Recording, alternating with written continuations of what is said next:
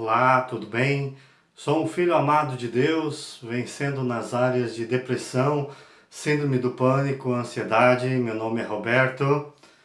Hoje nós vamos conversar a respeito da última lição da segunda decisão, que é confiar. Nós falamos na primeira decisão que tudo começa a partir do momento que eu reconheço que eu tenho problemas. Eu preciso admitir que eu tenho problemas, que eu tenho feridas, que eu tenho traumas, que eu preciso de cura, que eu preciso de ajuda, que eu preciso da intervenção de Deus sobre a minha vida. E a segunda decisão que nós estamos conversando, né, e essa é a quinta lição dessa segunda decisão, que é confiar. Eu preciso confiar que Deus vai intervir na minha vida, que Deus vai me curar, que Deus vai intervir de forma poderosa e sobrenatural na nossa vida. Você pode me acompanhar aí na sua apostila, na página de número 103, e hoje nós vamos conversar a respeito do tema Aprendendo a Confiar nas Pessoas. Existe um texto ali de 1 João, capítulo 4, versículo 16, que diz assim: assim conhecemos o amor que Deus tem por nós e confiamos nesse amor. Deus é amor. Todo aquele que permanece no amor, permanece em Deus e Deus nele. O nosso relacionamento com Deus, com a gente mesmo e com as pessoas ao nosso redor deve ser firmado, pautado no amor. Deus é amor, a essência de Deus é amor. E a Bíblia diz que Deus colocou esse amor em nosso coração, no meu coração e no seu coração. E esse amor, ele reflete na maneira como nós nos vemos, na maneira como nós nos amamos, na maneira como nós lidamos com as pessoas. Sabe, eu e você precisamos estabelecer um relacionamento de confiança, de amor, de unidade com as pessoas. Precisamos confiar nas pessoas.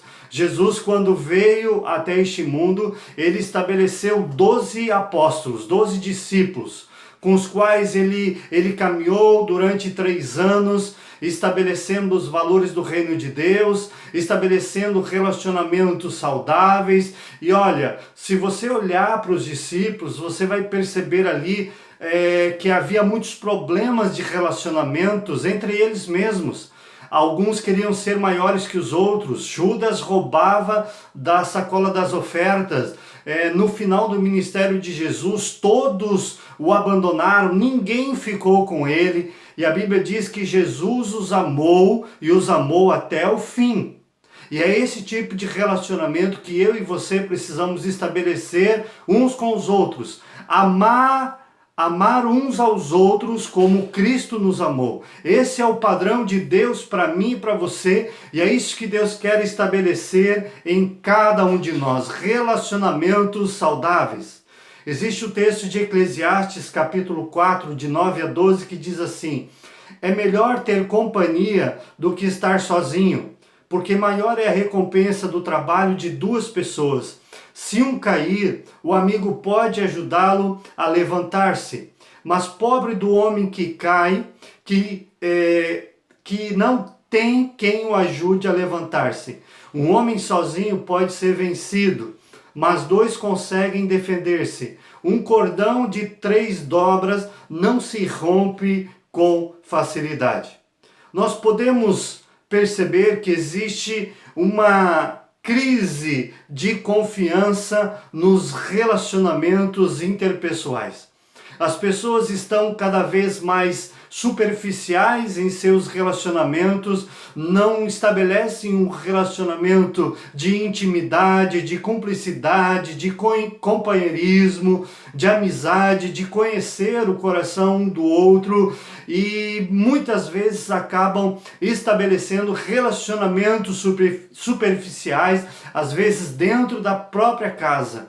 Eu me lembro de uma vez que eu atendi um casal e eles tinham 2 filhos. Eu sugeri para que eles saíssem um dia e tivessem um dia só deles. Eles saíram e quando eles estavam lá naquela pizzaria conversando, eles perceberam que eles não tinham mais assunto, eles não tinham algo mais em comum, eles perderam a intimidade, a cumplicidade. E o fato de nós não cultivarmos relacionamentos íntimos, profundos e sólidos, muitas vezes nós acabamos estabelecendo relacionamentos rasos e superficiais, mas este não é o propósito de Deus. O propósito de Deus é que nós estabeleçamos relacionamentos saudáveis. Mas também existem aqueles que se entregam a uma confiança cega e por isso se machucam com facilidade. Existem pessoas que elas se entregam cegamente a alguns relacionamentos sem avaliar se essa pessoa ela tem o caráter de Jesus, ela tem procurado andar como Jesus, e por não avaliarem esse tipo de padrão, de iniciativa na outra pessoa, muitas vezes se entregam a um relacionamento completamente cego e acabam sendo machucados por falha de caráter de outras pessoas. E por conta dessas machucaduras, acabam então dizendo, bom, se essa pessoa me machucou, eu não vou criar laços com outra pessoa, porque senão essa outra pessoa também vai me ferir, e também isso acaba prejudicando o seu relacionamento com Deus, porque muitas vezes nós lançamos para Deus essas feridas que pessoas acabam causando em nós. Deus, ele não fere ninguém, Deus não quer o mal de ninguém, Deus não faz acontecer o mal, Deus sempre gera o bem. As pessoas, vezes por outra, acabam nos ferindo, nos machucando, mas isso não tem nada a ver com Deus, isso tem a ver com a nossa natureza pecaminosa, caída, mas mesmo assim, Deus quer que nós tenhamos relacionamentos saudáveis. A vida em comunidade nos dá o benefício de aprender por meio dos erros e acertos dos outros. Já diz uma frase que diz o seguinte, dói menos quando você aprende com os erros dos outros, porque isso evita você de tomar a mesma decisão, o mesmo caminho que o outro tomou, porque você viu que o caminho que ele tomou, deu com os burros na água, como diz o ditado. Por isso você não vai seguir nesse caminho, você vai seguir num caminho diferente. E Deus estabeleceu a família de Deus. Você foi inserido numa família biológica, você foi, através de Jesus, inserido na família que é o corpo de Cristo, que é a igreja, para que você viva em unidade, cultivando relacionamentos de amor, apesar de todas as dificuldades que eu e você passamos por nossos relacionamentos. Confessar a tentação é melhor do que confessar pecado. Nós somos formados para andar em família, E como família nós precisamos aprender a compartilhar as nossas tentações. Confessar uma tentação é dolorido para nós, mas confessar um pecado tem um dano ainda maior na nossa alma, nos nossos relacionamentos, no nosso relacionamento com Deus. Então dói menos para mim e para você quando nós confessamos as nossas tentações. E é por isso que eu e você devemos estabelecer relacionamentos saudáveis e comprometidos a ponto de podermos partilhar as nossas lutas, as nossas dores, os nossos traumas, as nossas feridas, para que nós encontremos apoio, abrigo, segurança da parte das pessoas. Muitas vezes as pessoas não nos ajudam porque elas não sabem a dor que nós estamos enfrentando. Elas não sabem das lutas que nós estamos enfrentando. Ninguém tem uma bola de cristal para adivinhar os nossos problemas. Por isso, nós precisamos partilhar todas as coisas. Não sei se você sabe disso, mas quando uma matilha de leoas vai atacar um bando de animais, elas procuram sempre o animal mais indefeso, aquele que estiver longe do grupo, e se estiver enfermo, esse é o mais vulnerável e é quem elas irão atacar. Por isso, andar sozinho não é o padrão de Deus. Andar sozinho na fé é um perigo que eu e você não devemos correr. Nós devemos fugir do perigo de andar sozinho. Uma brasa fora do braseiro se apaga. Uma vida longe da vida em comunidade da igreja acaba se apagando, acaba sofrendo danos e muitas vezes danos irreparáveis. Deus nos deu uma família para pertencer à sua igreja. E eu e você devemos fazer parte desse corpo, né? Existe um pregador que diz assim que a igreja é a esperança do mundo. E eu creio nisso. Porque a igreja tem a mensagem de salvação que é Jesus, a igreja tem o poder do Espírito Santo que habita nela para realizar curas, milagres, sinais e maravilhas na vida das pessoas. O pastor Carlito Paz diz assim: você está a um passo da queda. Aquele que está em pé, diz a palavra de Deus, cuide para que não caia. E uma maneira para não cairmos é nós andarmos em unidade, em comunidade. Já vimos que quando dependemos de Deus, somos curados.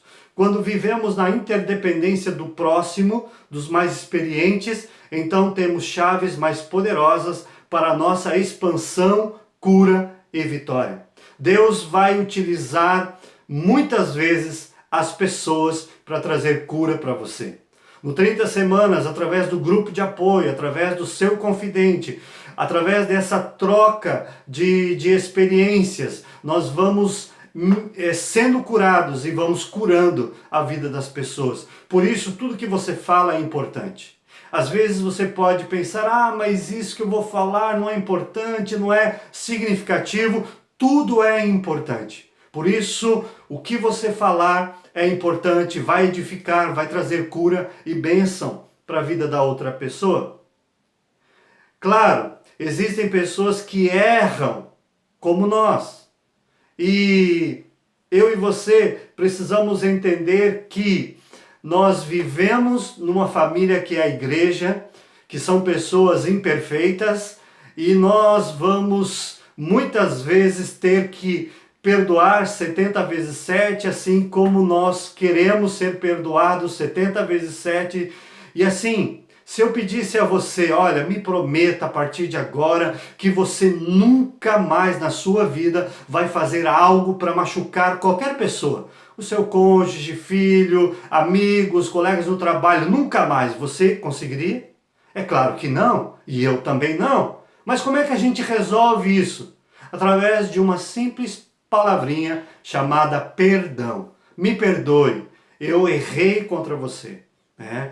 Ou simplesmente perdoar como Deus me perdoou. Porque esse é o padrão que Deus quer que eu e você estabeleçamos. Carlos McClure disse que a nossa carne nunca melhora. A perfeição só existirá no céu. Nós sempre vamos lutar contra a carne. A carne quer a vontade dela. A ira muitas vezes estoura dentro de nós. E muitas vezes nós falamos coisas impensadas. Calma. É hora de você parar, pensar, refletir e entender que, da mesma forma como você quer o perdão do outro, você deve perdoar o outro. Deus acredita em você. E eu e você precisamos acreditar em nós mesmos como Deus acredita e acreditar no outro também. O fato é que nossas relações devem ser pautadas em Deus e não no outro ou em nós mesmos. Sabe, esse relacionamento que eu e você devemos construir em Deus, de maturidade, de intimidade, de cumplicidade com os nossos irmãos, é algo que deve ser pautado em Deus. Eu não faço isso por causa de mim mesmo. Eu não faço isso por causa da outra pessoa. Eu faço isso por causa de Deus. E se Deus diz que se eu confesso os meus pecados, eu sou curado, então eu vou abrir o meu coração. Eu vou confessar os meus pecados no grupo de apoio. Eu vou confessar os meus pecados ao confidente. Por quê? Porque eu quero ser curado. E você sabe que no 30 Semanas é um lugar onde há um sigilo muito sério e muito grave entre os participantes de que tudo que é dito aqui fica aqui. Nem com o seu cônjuge você deve conversar a respeito daquilo que você ouve no 30 Semanas. Eu e você precisamos entender que a outra pessoa, assim como nós, tiveram uma troca na administração do seu coração, que é o Espírito Santo. Então o Espírito Santo que habita em mim, habita em você e habita no coração de todo aquele que se rendeu a Jesus. Então todos nós podemos edificar uns aos outros, porque o Espírito que está em mim está em você. Da mesma forma como eu te abençoo, você me abençoa e juntos nós somos edificados para crescermos no corpo de Cristo. Mateus 7,12 diz assim: assim em tudo façam aos outros o que vocês querem que eles lhes façam. Mateus 7,12. Como você gostaria de ser tratado? De que forma você gostaria que os outros agissem com você? Jesus, aqui neste texto, diz que essa é a ordenança, este é o mandamento. Trate os outros como você quer ser tratado. Perdoe como você quer ser perdoado. Ame como você quer ser amado. Faça ao outro tudo o que você quer que o outro faça. Mas acima de tudo o princípio é: eu vou fazer por causa de Deus, porque é em Deus que eu estou estabelecendo esse nível de relacionamento. Então é por causa de Deus que eu vou trabalhar esses relacionamentos e Deus vai edificar a nossa vida. A verdade é que sempre chegaremos mais longe quando decidirmos andar com mais alguém. Sozinhos até podemos chegar a algum lugar, mas dificilmente iremos longe. Reflita, você tem alguma dificuldade em confiar em outras pessoas? Sim ou não? Coloca aí na sua apostila. Quais ações que eu e você devemos ter para reconquistar a confiança? É interessante perceber que uma criança, quando ela nasce, até os 3 anos de idade, mais ou menos, eu já fiz isso com o Caleb, eu colocava ele num lugar mais alto e dizia para ele: pula, filho. E ele se jogava nos meus braços sem medo, sem pensar. Ele se lançava e ele cria que de fato eu iria segurá-lo e não iria deixar ele cair. Mas à medida que ele foi crescendo e ele foi caindo, e o pai desastrado dele aqui às vezes acabava deixando ele cair também. Quantas vezes eu deixei ele cair, né? Às vezes situações até mais sérias assim, né? E ele foi crescendo e chegando a uma certa idade, depois dessas experiências, eu digo para ele: pula, filho. E ele: opa, será? Será que eu realmente posso pular? Será que eu posso me lançar? Será que eu não vou cair? Eu me lembro de uma situação lá na Embraco, que ele foi subir num brinquedo e era uma escada em cima e ele tinha que pegar com as mãos e ir passando os degraus, segurando, e eu fui segurar ele e não segurei, ele caiu e, nossa, ele se machucou muito grave aquele dia. E depois daquele dia ele teve um medo de subir naquele brinquedo, sabe? Muitas vezes nós já fomos tão machucados em alguns relacionamentos, às vezes dentro da própria igreja, às vezes pelas pessoas que mais deveriam nos amar, o nosso pai, nossa mãe, os nossos irmãos, as pessoas próximas a nós, muitas vezes foram as pessoas que mais te feriram. O que fazer diante disso? Se fechar totalmente, não se abrir para mais nenhum relacionamento, para impedir que as pessoas continuem a machucar você? Ou eu e você devemos nos abrir, devemos buscar estabelecer em Deus relacionamentos saudáveis, de confiança, de amor, para que possamos viver aquilo que a Bíblia diz que eu e você devemos viver. Se o seu coração está fechado para relacionamentos, abra o seu coração. Não tenha medo de confiar nas pessoas do grupo do 30 Semanas. Não tenha receios de crescer em Deus, sabe? Durante muito tempo eu era fechado, eu era como um caramujo para dentro de mim mesmo. Ninguém sabia nada a respeito de mim. Hoje eu decidi falar e falar sobre todas as coisas, não tenho nenhum problema em falar que eu estou tratando de depressão, tomando medicamentos, sabe? Porque eu quero que Deus me cure, que Deus me trate. Ah, as pessoas podem não entender, ou enfim, mas Deus, Ele me ama.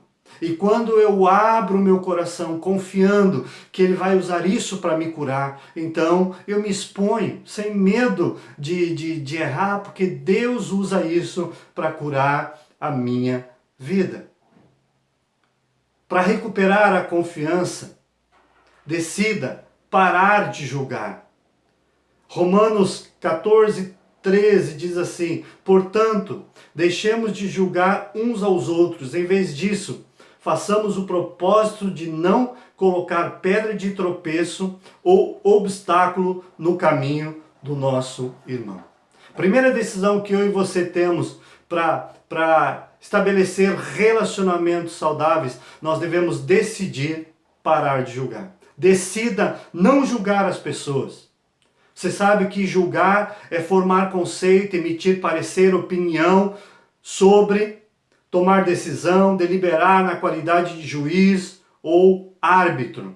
Por mais que supostamente existam razões para condenar as pessoas, não temos informações suficientes para tomar um veredito absolutamente preciso. Deus não fez de mim e de você um juiz das pessoas. Deus nos estabeleceu para amarmos as pessoas. Sabe? Quem é juiz é Deus. Deus conhece as intenções, as motivações de cada coração. Eu não sei. Muitas vezes nós julgamos pela aparência das pessoas. Eu me lembro uma vez que uma pessoa chegou para um determinado pastor e disse: pastor, existe uma pessoa na igreja que não gosta de mim. E o pastor perguntou: mas quem? Olha, pastor, ela senta num determinado local dentro da igreja e toda vez ela faz uma careta horrível para mim. E o pastor então ficou com aquilo na cabeça e começou a observar aquela pessoa que essa pessoa havia reclamado. E ficou observando e realmente aconteceu. A pessoa fazia assim, ó.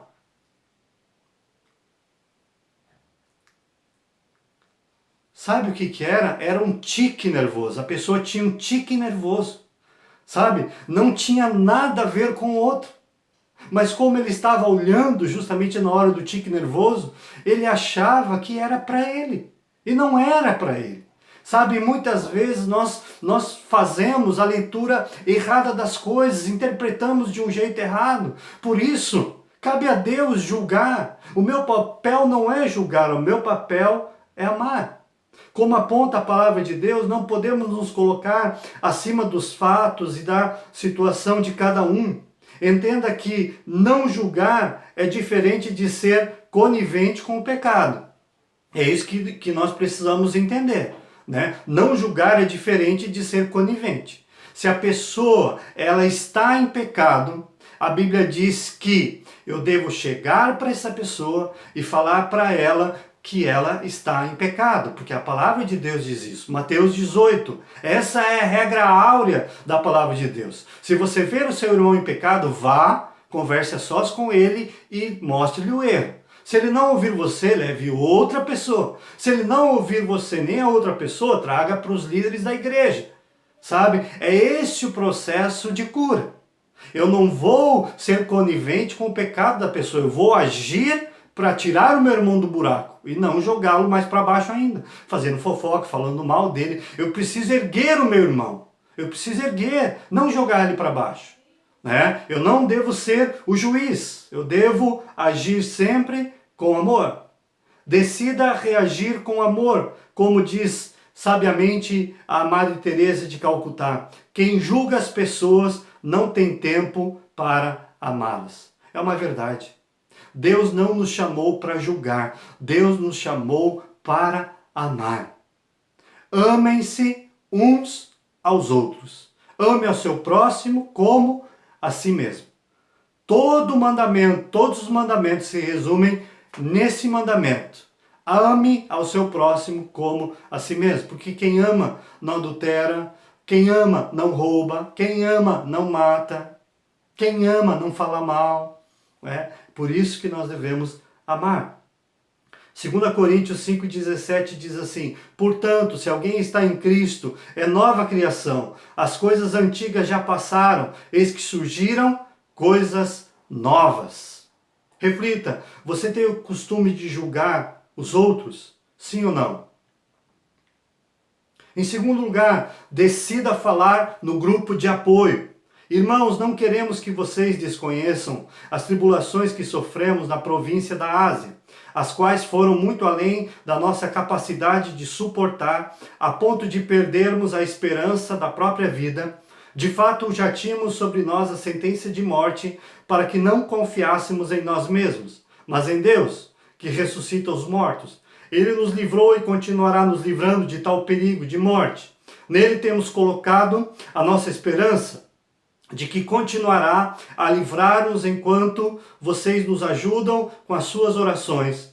Assim muitos darão graças por nossa causa, pelo favor a nós concedido em resposta às orações de muitos. 2 Coríntios 1, de 8 a 11. O apóstolo Paulo, ele coloca nesse texto muitas das lutas e das dores que ele estava passando para a igreja, para os irmãos, para que eles orassem por ele, para que os ajudassem, para que pudessem ajudá-lo em amor, em oração, em palavras de apoio.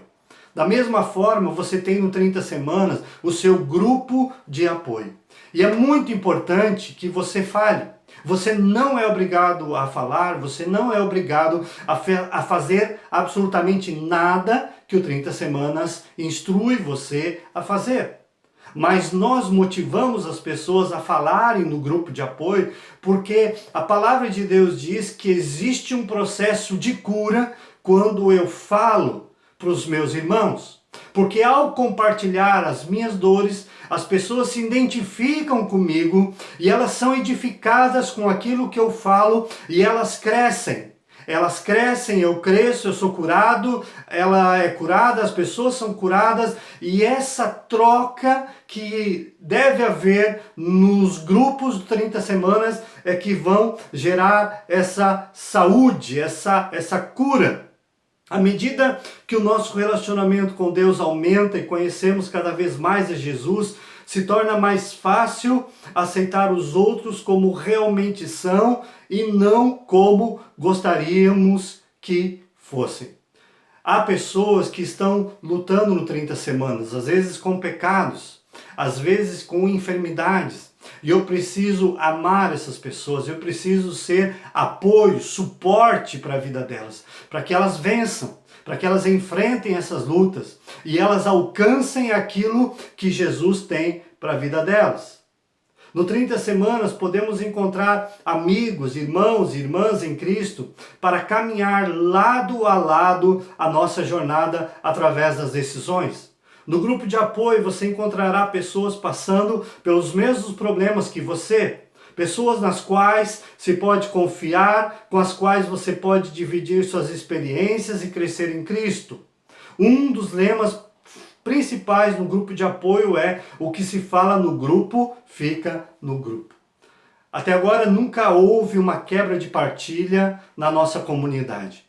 Mas se caso algum dia houver e for confirmada por pessoas, por testemunhas, essa pessoa que fez a quebra de partilha, ela será convidada a deixar esse ciclo, a deixar o grupo de apoio e a retornar no próximo ciclo, quer dizer, no próximo ano. Porque eu não participaria de um grupo onde estivesse alguém que tivesse quebrado esse sigilo da partilha. E eu sei que você também não. Por isso é muito sério, é muito importante de que eu e você guardemos completo sigilo daquilo que é dito no 30 Semanas. Assim, é importante que você guarde, que não se comente em casa, com cônjuge, com ninguém, e eu e você devemos olhar para essas pessoas na igreja, na cidade, normalmente, com amor, sem olhar de medo, sem desviar o olhar, mas um olhar de amor. Amar como Jesus amou. Devemos olhar e ser vistos como corajosos, e os corajosos que abrem plenamente seu coração para serem curados. Em terceiro lugar, decida falar com um confidente. Como é feliz aquele que tem suas transgressões perdoadas e seus pecados apagados. Como é feliz aquele a quem o Senhor não atribui culpa, em quem não há hipocrisia. Enquanto escondia os meus pecados, o meu corpo definhava de tanto gemer. Pois de dia e de noite a tua mão pesava sobre mim. Minha força foi se esgotando como em tempo de seca. Então reconheci diante de ti o meu pecado e não encobri as minhas culpas. Eu disse, confessarei as minhas transgressões ao Senhor, e tu perdoaste a culpa do meu pecado. Salmos 32, de 1 a 5. Ao confiar em Deus que Ele irá guiar você e seu confidente, aprendemos a confiar em nós mesmos e nos outros. Começamos a fazer amigos verdadeiros do 30 Semanas em nossos grupos de apoio na igreja. Sabemos que para muitos achar uma pessoa específica com quem se abrir é um limitador, mas é um passo de decisão. Você vai precisar agir como temos aprendido. Não podemos deixar o coração gritar, as emoções gemerem, elas ainda estão corrompidas, mas decidimos pela verdade. A verdade de que Deus escolheu um modo de curar nosso coração, nossa culpa, nosso passado, nossas emoções, e é a confissão. Tiago 5,16. Portanto, confessem os seus pecados uns aos outros e orem uns pelos outros para serem curados. A oração de um justo é poderosa e eficaz. Uma outra ferramenta que você pode usufruir dentro do 30 Semanas é de um confidente. Confidente precisa ser aquele que já tenha feito um ciclo do 30 Semanas, com o qual você vai ter alguns encontros com ele durante essa jornada do 30 Semanas.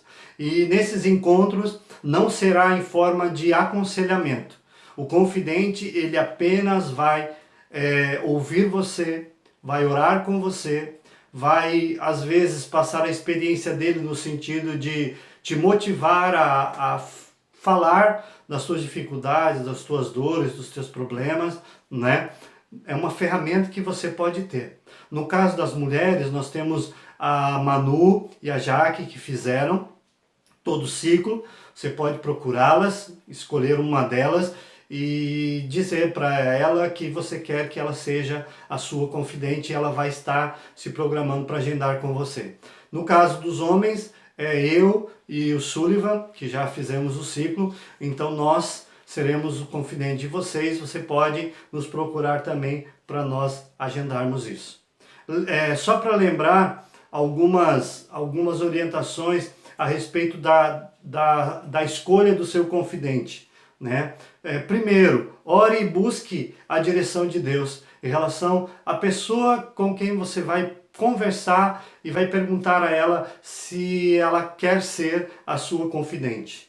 Segundo, esteja atento às orientações dadas nos encontros do 30 Semanas. Aqui nós sempre vamos estar falando, comentando a respeito de como vai acontecer, né, esse processo do confidente.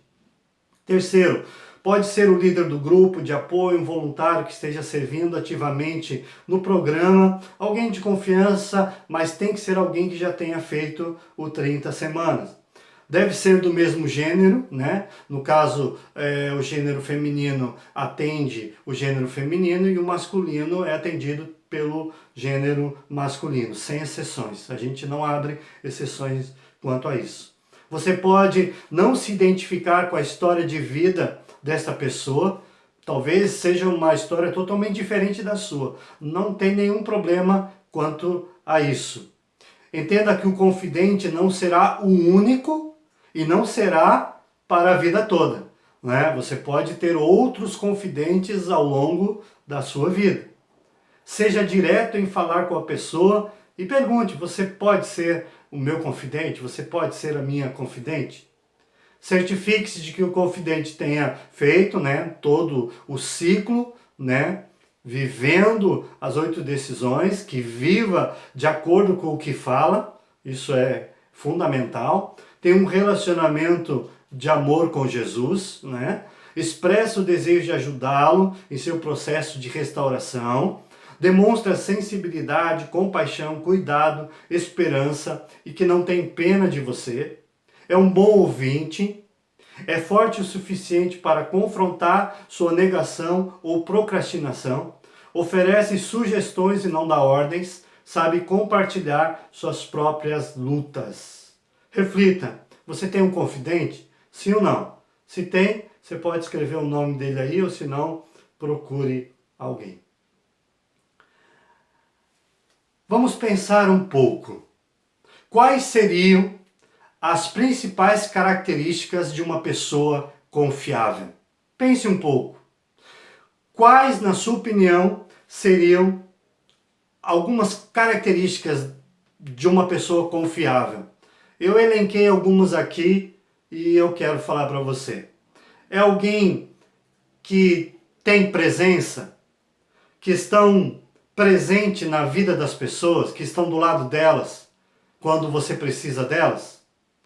É alguém que tem compaixão, que sente a dor do outro, que se coloca no lugar do outro, que é uma pessoa consistente, pessoas confiáveis, que mantêm um padrão de consistência em seus comportamentos, que tem honra, que é leal à sua amizade, não te abandona quando mais precisa dela. Gentileza, são pessoas extremamente agradáveis. Autenticidade, elas são verdadeiras na sua conduta. São essas qualidades que você acha que seriam ideais para uma pessoa confiável? Quais destas eu e você temos? Eu e você devemos primeiro estabelecer em nós essas características de confiança e ajudar os outros a viverem dentro dessas características, para que assim nós sejamos parecidos com Jesus. Não importa o que apareça em seu caminho, você e Deus podem enfrentar juntos. Assim como é necessário ter um grupo de apoio para partilhar suas emoções e experiências, é preciso ter um confidente para partilhar sua história de vida. Nós confiamos em você. Eu confio em você. E é por isso que eu tenho aberto áreas muito íntimas do meu coração. Porque eu quero edificar você. Eu quero ser uma ferramenta de cura nas mãos de Deus para a sua vida, para a sua família. Eu quero orar por você nesse instante. Pai, em nome de Jesus, eu oro por cada um dos meus irmãos, das minhas irmãs. Muitos passaram por relacionamentos traumáticos, foram feridos, machucados, foram muitas vezes deixados de lado, foram abandonados.